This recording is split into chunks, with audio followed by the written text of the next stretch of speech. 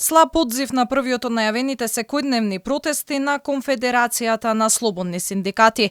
Протестот кој требаше да се одвива од собранието до владата беше прекинат поради тоа што мал број административци се појавија на денешниот собир пред законодавниот дом. Според првиот човек на КСС, причината за ова се огромните притисоци со кои се соочуваат вработените во јавниот сектор. Имено, административците добивале закани со отпуштање од работни места доколку се појават на протест.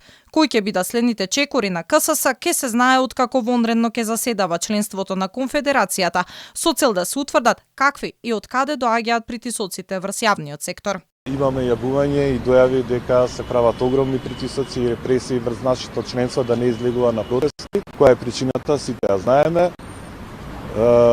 Доколку излезат на протести и бидат видени на камери, се закануваат со губење на работно место. Кои се и какви се притисоците, вечерва синдикалните организации и претседателите на гранските синдикати ќе ги изнесат на состанокот, ќе добиете по-конкретна информација каде точно што се случувало и кои ќе бидат нашите идни чекори. Претходно Конфедерацијата најави дека секојдневно до петок ќе има протести од собранието до владата во период од 16 до 17 часот за на улица да ги кажат своите барања.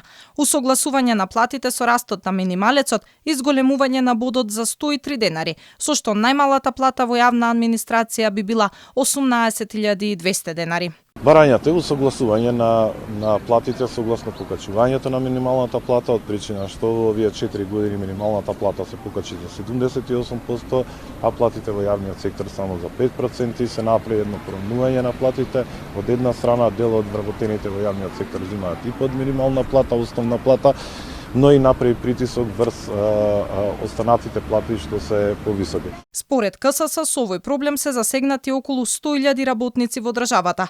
За членството на Конфедерацијата е неприфатлив предлогот на ССМ за линеарно зголемување на платите од 2.800 денари.